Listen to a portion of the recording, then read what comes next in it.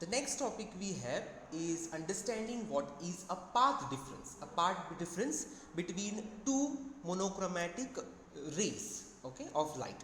So now in this case, to understand what is this path difference, I am going to consider two monochromatic coherent sources of light. So let me place two slits over here.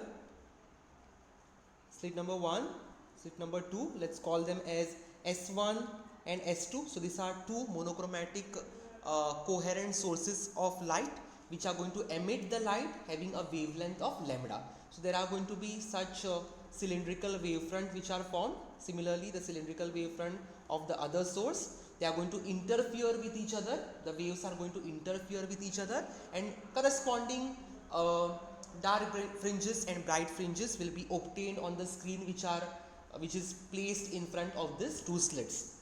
That is what we call as a constructive interference and destructive interference, which we had discussed in the previous video class. Okay, so to obtain this dark and bright fringes, which is called as the interference pattern, we need to place a screen over here. So let's place a screen wherein we are going to consider this interference pattern. So let this be the screen. So now on this screen, let me consider a point P wherein I am going to find out whether it is going to be a bright spot or a dark spot, or a bright band or a dark band. It is basically if it is going to be a constructive interference at this point over here, or a destructive interference which I am going to get. So I have considered a point P on the screen. So what do we understand by a path difference? So since I have considered two coherent sources over here, there will be two rays which are going from these two sources to this point P. Okay, so first let us mark the center. Okay, the center over here, let's say is O.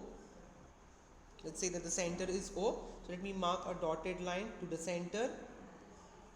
Let's mark the line from source S1 and source S2. Let this point, the straight forward point from S1 be A, and let this point over here be B. So a ray of light will be going from source S1 to point P, as well as from source S2 to point P. So let's mark those lines or the rays. From here there will be one ray which is going, and from here there will be another ray which is going. Something like this.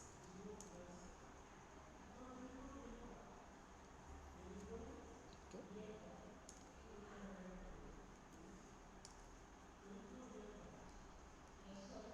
Something like this. So what exactly is the path difference? So there are two rays which are going, or two waves, that is S1P and S2P. The difference in their path. The difference in their path. How do we obtain that difference in their path? Supposing so this is the shorter one, if you see, S1P is the shorter one. So if I drop a perpendicular from the shorter length to the bigger length, okay, the extra path which remains over here, that is this path, is going to be the path difference between the two rays or the two waves. So this, that is basically this distance, supposing I call this point as C. I call this point as C. Then S2C, that is this portion of the path, is going to be the extra path. And this is the path difference between S1P and S2P. So the path difference delta, we represent it as delta. Okay, so this path difference delta between the two waves in reaching this point P will be defined as what? It is going to be S2P, that is this path, S2P minus S1P, that is going to be this path. Okay, so the path difference, that is delta, will be given by S2P minus S1P, that is the extra path S2P has to travel to reach point P, then S1P. This is going to be the path difference. So now the resultant intensity of point P, that is if point P is going to be a bright spot or a dark spot, the intensity of light, whether it is going to be bright or dark, will depend upon this path length. So we have conditions over here. So condition 1, supposing this path difference delta is equal to, that is S2P minus S1P, correct, is equal to n times lambda, where n is equal to 0, 1, 2, 3 and so on, then it is going to be a constructive interference. It is going to be a constructive interference, or it is going to be a bright point at P. This is going to be a brighter point. That means, supposing we substitute the value of n, which is equal to 0, 1, 2, 3 and so on, then we are going to get the positions of the bright spot on this screen simply by substituting n is equal to 0. If we substitute n is equal to 0, then what will be delta? Delta in that case will be 0 into lambda, which will be 0. That is, if path difference between the two waves, that is S1p and S2p, is 0, that means what? The rays are going straight, they are equal. The ray will be going like this ray will be going like this. There is no path difference between them, they are of equal lengths. That means you are going to get your first bright spot over here, or the first bright band. That is nothing but, this is going to be the central bright band. Okay, that is going to be at the center. So this is going to be central bright band. So here, this is going to be the first bright band over here. Okay, supposing you substitute n is equal to 1. Supposing we put n is equal to 1, delta is going to be 1 into lambda. That is going to be lambda. That means, supposing this path length is equivalent to lambda, the length of the wavelength of the light of this monochromatic source. The monochromatic source has a wavelength of lambda, right? So if this path length becomes this equal to this wavelength lambda, then what is going to happen? Again, you are going to get a bright spot somewhere over here maybe. That is going to be the first bright spot. This was the central one. This is going to be the first bright spot, or first bright band, or the first bright fringe. Similarly, n is equal to 2, n is equal to 3 and so on. You are going to get the consecutive positions of the constructive interference or the bright fringes. Now, coming to the intensity. So, what is going to be the intensity? Supposing I naught is the intensity of individual source. I naught is the individual source intensity. Then the intensity of this bright band, the intensity of the bright band is going to be 4 times I naught. It is going to be 4 times I naught, which is going to result into constructive interference over there. Okay, so intensity of constructive interference is going to be 4 times I naught. Now coming to condition number 2, so this is going to be intensity. Coming to condition number 2, supposing the path difference, that is lambda, which is S2p minus S1p, becomes equal to n minus half into lambda, where n again is equal to 0, 1, 2, 3 and so on. Then you are going to have a destructive interference. This is going to be the condition for destructive interference, or this is going to result into a dark point or a dark spot or a dark fringe. Okay, so in this case, what is going to be the intensity of light? The intensity of light in this case is going to be 0. The intensity over here is going to be 0 at this point. Okay, so supposing, now coming to our point P. So supposing at point P the path difference is n times lambda, the P is going to be bright fringe or a bright point. If supposing the path difference to point P is going to be n minus half into lambda, where n is equal to 0, 1, 2, 3, 4, then it is going to be a dark point at point P on the screen. So this is how we define the path difference, and this is the importance of path difference, that looking at the path difference we can decide whether the point given to you on the screen is going to be a bright point or a dark point.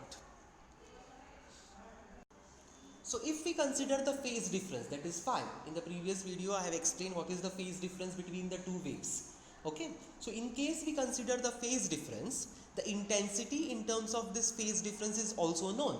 So the resulting intensity in terms of phase difference is given by 4 times I naught, where I naught is the intensity of individual source, into cos square of phase difference between the two waves divided by 2.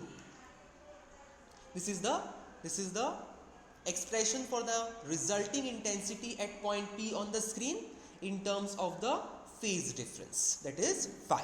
So now if we define our condition in terms of this phase difference, according to condition 1, if phase difference phi is equal to 0, or it is equal to plus or minus 2 pi, or it is equal to plus or minus 4 pi, that is even number times pi, then this is going to result, or this is going to represent the condition for constructive interference. This is going to result into a condition of constructive interference such that point P there will be a maximum. Point P will be a bright point.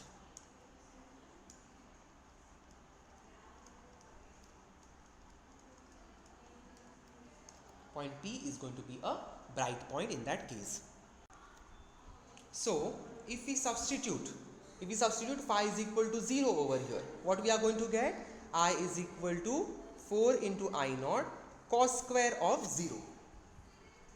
Correct? And what is going to be the cos square of 0? It's going to be 1, which is going to be 1 square, which is 4 into I naught. 4 into I naught. So this will result into a bright spot. That is going to be the central bright spot. This is going to be the central bright spot because the angle between the two is 0. That means the rays are going straight. The rays are going straight from S1A to S1B. So phase difference is 0 between both of them. They are going to be in phase, exactly in phase. That means it is going to be a bright spot over there. Coming to condition 2.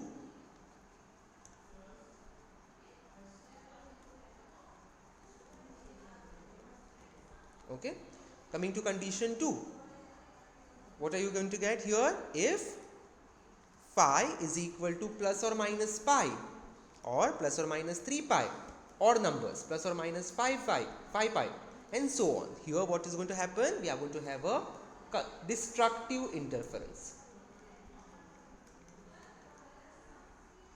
It is going to be a destructive interference. Okay, that means P will be a dark point. This is going to be a dark point. You can check, supposing you substitute pi is equal to phi is equal to pi in this formula. So I will be equal to what? 4 into I naught cos of pi upon 2, or cos square of pi upon 2. And cos of pi upon 2 is 0. So this entire term will go to 0. That means the intensity itself is 0. Means the spot over there is going to be a dark spot. Next, let us see the expression for the fringe width. What is going to be the difference between the two bright fringes or difference between the two dark fringes? That is called as the fringe width. Okay, in Young's double slit experiment. Okay, so for understanding this, let us consider a narrow slit S, which is illuminated by a monochromatic light of wavelength lambda. So I am considering a single source over here. So this is going to be the source of monochromatic light having a wavelength of lambda. I am placing two narrow slits in front of this so that these slits behave like coherent sources of light and going to give out the light of same wavelength, same frequency, same constant phase difference, or the same phase difference, or zero phase difference. I'll place a screen in front over here wherein I am going to get my interference pattern. Okay, so again I am considering a point P on this screen so that I can check for the constructive interference or destructive interference at this point. So let us say that this slit or this source is S1, this source is S2, this is the main source over here. Let us consider the difference between the two slits, that is S1 and S2, be small d. because we are going to use this later. Let this be small d. Okay, so there will be waves which are given, crest and trough, crest and trough, and so on. Similarly, it will be given out from here also. Let us have a direct distance from S1 and S2. Let this be dotted only. Okay, let us mark the wave from S1 to P and S2 to P, or here like this. Let us consider that this is the center of the screen, or a point just in front of the source. This is going to be our center, let's say. Okay, let's call this center as O. Alright. So distance from O to P, let us consider, is x. Let's say that this distance from here to here is x. This is x. Okay. And this distance from here to here, let us say, is capital D. That is the distance between the slits and the screen. Let this be capital D. So I have considered a narrow slit S which is illuminated by a monochromatic light of wavelength lambda. S1 and S2 are the two coherent sources separated by a distance of small d.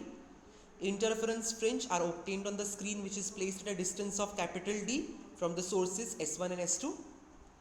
Okay, point P is considered on the screen which is at a distance of x from the point O, that is the center of the screen.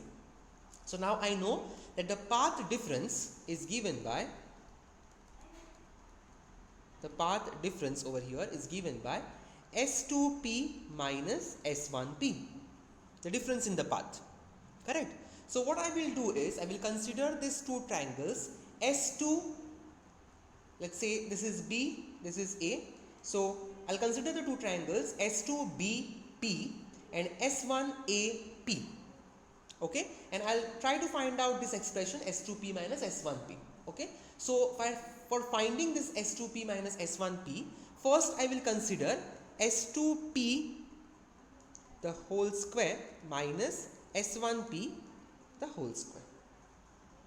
Okay, later on what I will do is, I'll split this as A plus B, A minus B, wherein A minus B will become S2P minus S1P.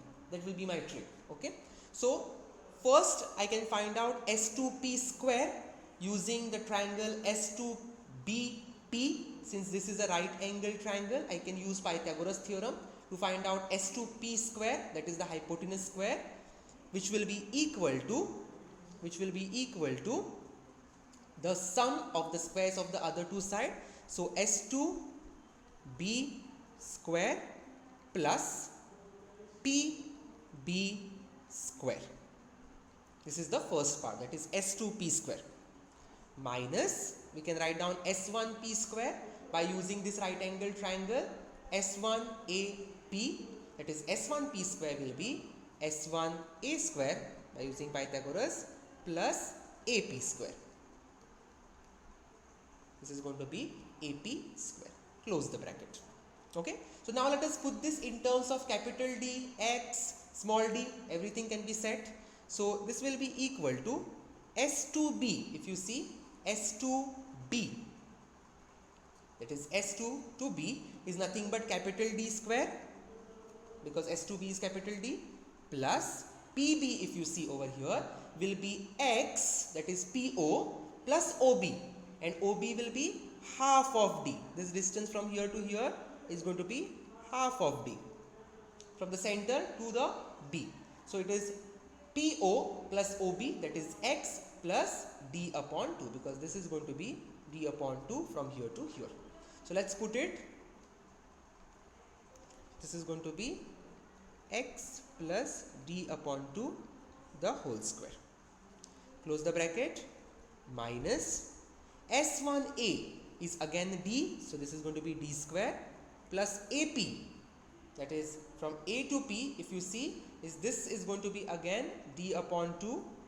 So AP can be written as x minus d upon 2. Okay, since the entire thing is x and we want AP and this is d upon 2 over here, I can write AP as x minus d upon 2. So let's put it over here, x minus d upon 2 the whole square, close the bracket. So once you expand this a plus b the whole square and a minus b the whole square, okay, you will get an expression, terms will get cancelled, and finally the answer will come to 2 times x multiplied by d. This is going to be s2p square minus s1p square. So what I will do over here, I'll write this as a square minus b square as a plus b and a minus b. Okay, what I want is the path difference, so s2p minus s1p, so I'll take this term down, so this is going to be 2xd divided by s2p plus s1p. So now since this p point is considered very close to 0, s1p and s2p is almost equal to d. That is what our approximation will be. Since p is very close to point O, okay, s1p and s2p, the distances are going to be considered equal to d. Okay, so I can write this denominator as 2xd upon 2 times d, considering s2p as d and s1p as equal to d. 2 will get cancelled over here and the part difference will become xd upon capital D. So this is going to be your part difference. Okay, so I obtained a part difference, that is xd upon capital D, where d is the small d is the distance between the two slits and capital D is the distance between the slits and the screen. Okay, so now let us put it in the condition. We have already seen the condition. For constructive interference, path difference should be n times lambda. For destructive interference, it is going to be n minus half into lambda. Okay, so let's put it in the condition now. So condition number 1, that is, we are going to determine the position of bright fringes, position of bright fringe,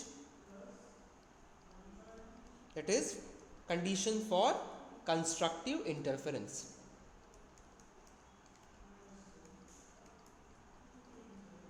This is going to be the constructive interference. So we know that path difference is given by xd upon capital D, and when this path difference is equal to n times lambda, we got constructive interference, correct? So where n is equal to 0, comma plus or minus 1. So if it is plus 1, you will get it on top. Minus 1, you will get it on the order down. It's like a number line. Okay, so this O is going to be center value. If you put plus 1, plus 2, plus 3, you will get first bright spot, second bright spot, third bright spot, and so on top. If you put minus 1, minus 2, minus 3, you will get it on down. First bright spot down, second bright spot on the downside, okay, and so on. It's simply the same thing. So it's going to be plus or minus 2 and so on. Okay, so what will be the distance of the bright spot from the center, that is x? What is x we have considered in the figure? If you see, it is the distance from the center to that point P, which we have considered. Okay, so this point P is variable now depending upon us. So x, that is the distance from the center to the bright spot, will be equal to what? It is going to be n into lambda into capital D divided by small d. Just take this d across and small d down. So what you will get over here, the x will be equal to, you get x equal to n into lambda into d upon small d. Okay, so now let us see the positions of the various bright fringes. So therefore the positions of various bright fringes are, okay, so let's put n is equal to 0 first. So for n is equal to 0, what is going to be x naught? X naught is going to be 0. That means this is going to be the central bright fringe. This is going to be the central bright fringe. That is, x is equal to 0, meaning what? It is going to lie at this point over here. So it is going to be the central bright fringe. So if I draw it in the graphical way over here, if I want to draw it in the graphical way over here, at a distance x is equal to 0, you are going to have a bright fringe. So I'll draw a maximum over here. So this is going to be the maximum. So this is going to be the central bright fringe at the center. Okay, that's why I've shown a maximum over here. Let's see where the second bright fringe is going to lie. So for n is equal to 1, x1 is going to be, n put it as 1, lambda d upon small d. Okay, this is going to be the position of first bright fringe. Okay, so may it be somewhere over here like this. So this is going to be the dark spot over here. This point is going to be the minimum, is dark spot, and the next one maybe lies over here like this. So this is going to be the first bright fringe. If you put n is equal to -1, you will get it on the other side. This is going to be the first bright fringe on the other side. Okay, same way. So this is going to be the first, and consecutive will go on. Okay, if you put n is equal to 2 over here, n is equal to 2 over here, x2 will be equal to 2 lambda d upon d. This is going to be your second bright fringe, and so on. So these are going to be the distances to the constructive interference. This is going to be the condition for, supposing if you want to find out nth. So nth will be the same as this. For n is equal to n, xn will be equal to n into lambda d upon d. This is going to be the nth bright fringe. In general, this is going to be the position of nth bright fringe. Now coming to the position of dark fringes. So second is position of dark fringes. That is condition for destructive interference.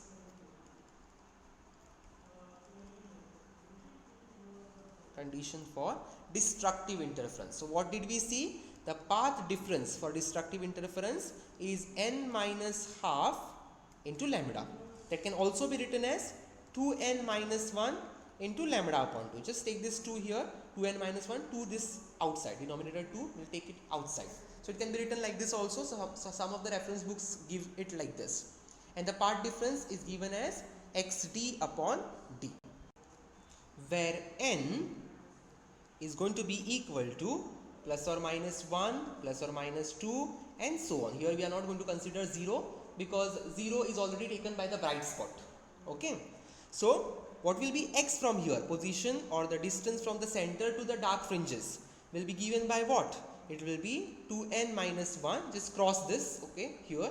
So x will be equal to, this d will go on top, lambda into d upon 2 into d. This is going to be the distance from the center to the dark fringes. So let's see the positions. Therefore, the position of various dark fringes are. So when n is equal to 1, for n is equal to 1, x dash will put it now. Okay, that bright fringes we considered x1, x2, x3, right? So here we'll put x dash of 1 will be equal to 1. When you put it as 1, 2 minus 1 will be 1. So lambda d upon 2d. This is going to be the first dark fringe. This is going to be the first dark fringe. Okay. Next, for n is equal to 2, x dash of 2 is going to be 4 minus 1, that is 3 lambda d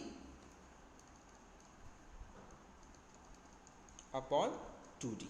Okay, this is going to be the second dark fringe, and so on.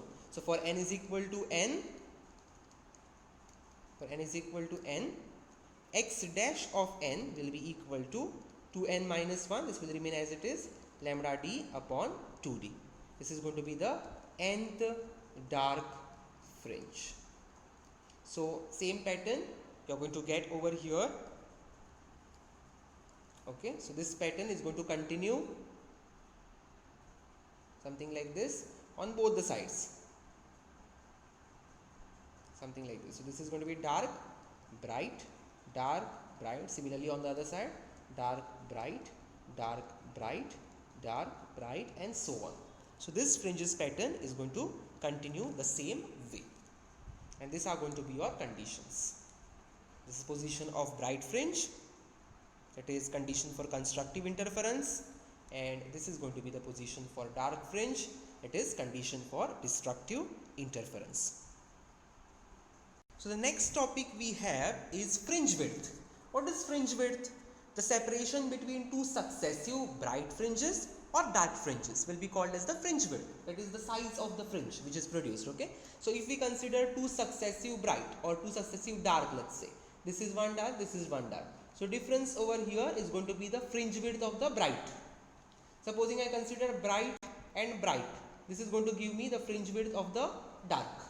Okay, so these are called as the fringe widths. Okay, that is the separation between successive bright fringes and the dark fringes. So let us see what is the formula for this fringe width. By the way, this fringe width will be denoted by letter beta.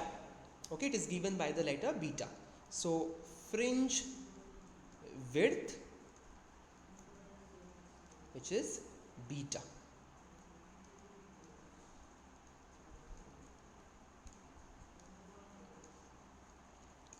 Okay, so first let us see the fringe width of dark fringe. Okay, so that is going to be equal to, separation between,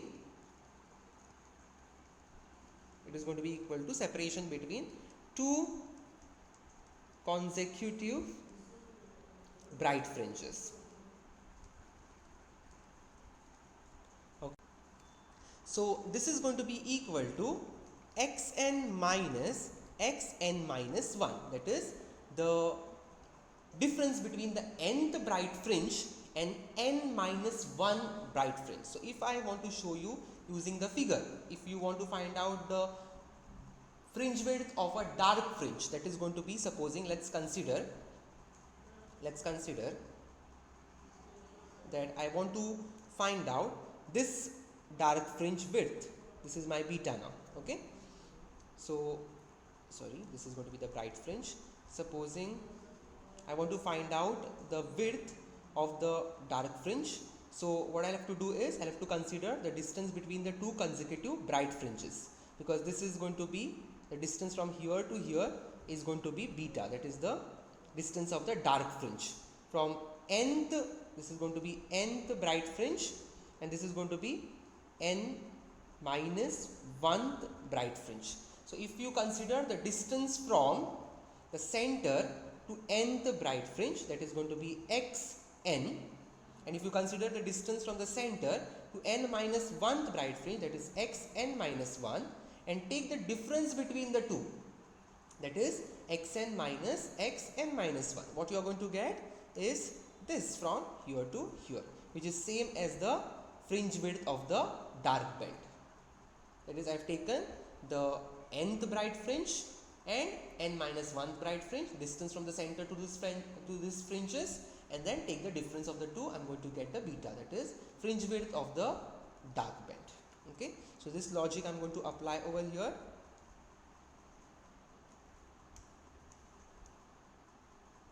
Okay, so this is going to be, so nth bright fringe distance from the center is given by n into d into lambda divided by small d minus n minus 1, I am just substituting in place of n minus 1, d into lambda upon d.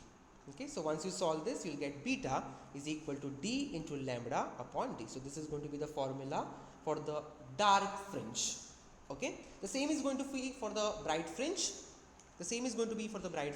So second, the width of bright fringe,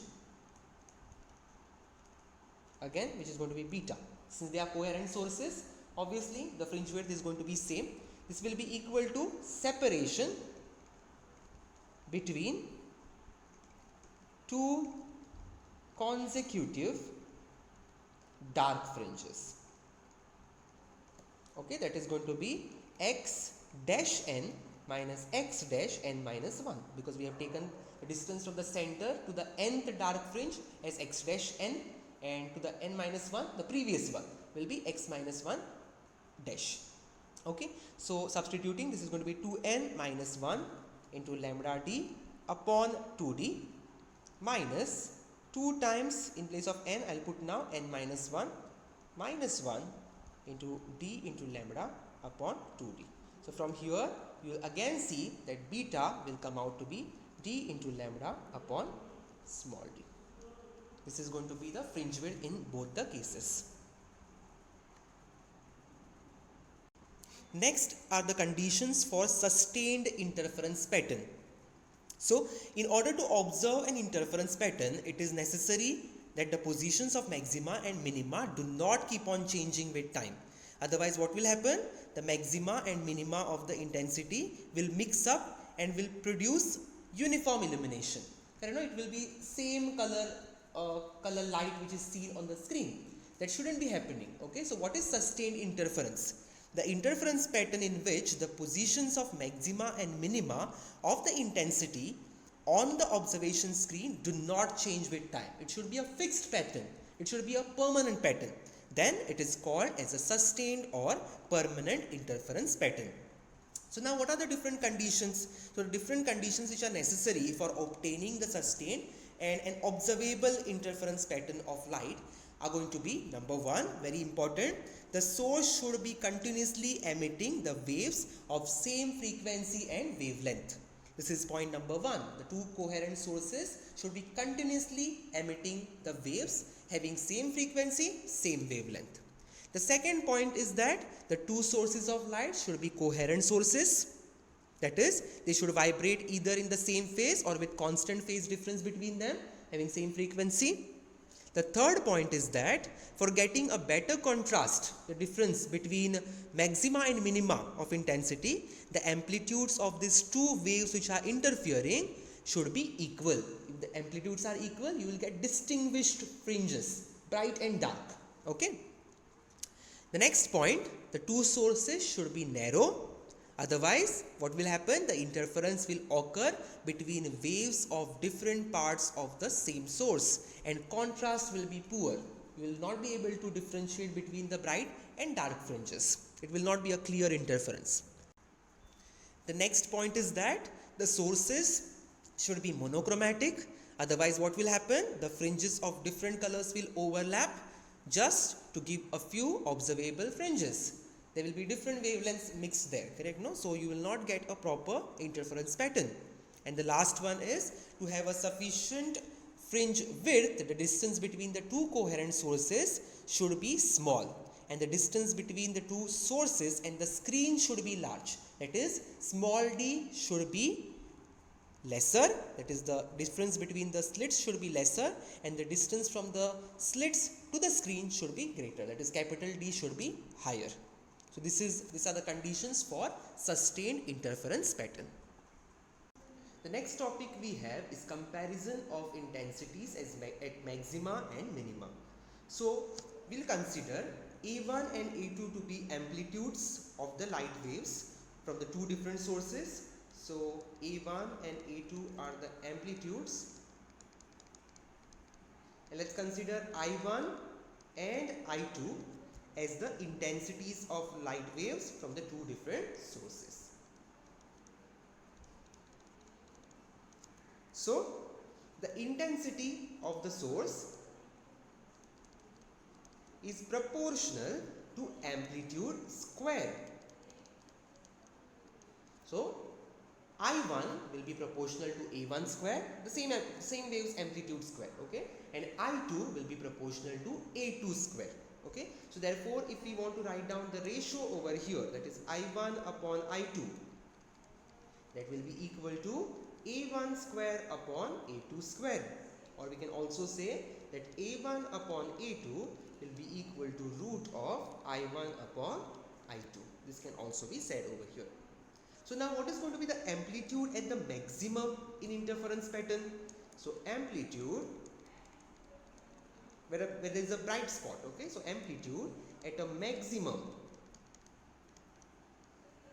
in interference pattern.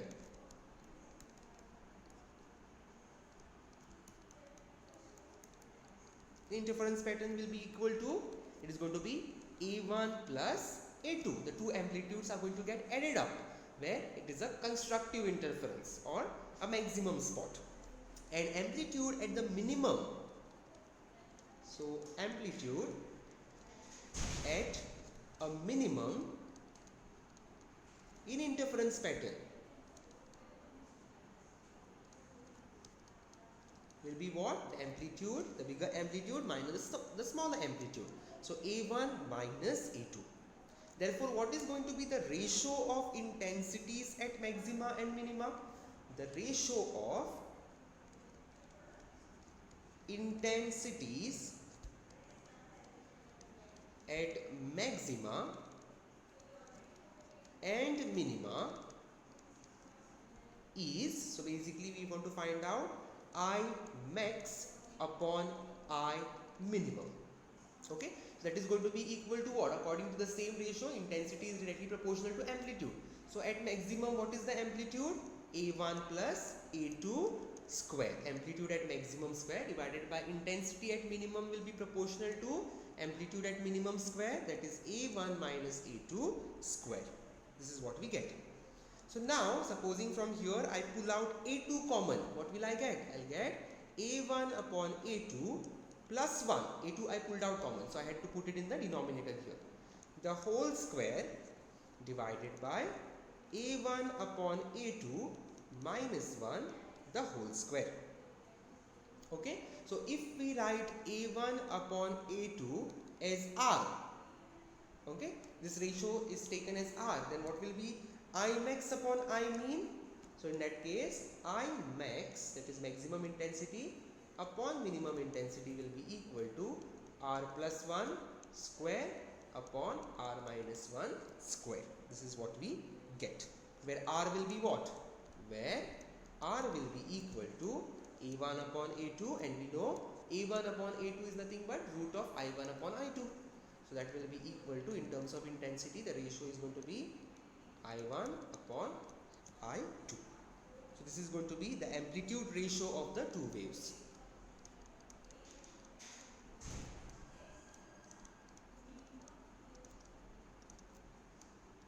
That is A1 upon A2, the ratio of the amplitudes.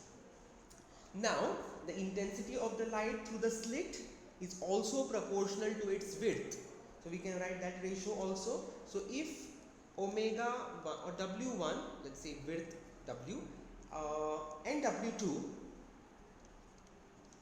are the widths of the slits S1 and S2, then in that case W1 upon W2 will be given by I1 upon I2, which will be equal to A1 square upon A2 square, which will be equal to R square. So we can say that the intensity of the light over here, I, is directly proportional to the width of the slit. Okay, the width of the slit, the I, that is intensity, will be proportional to the width of the slit W. This is what can be said from here.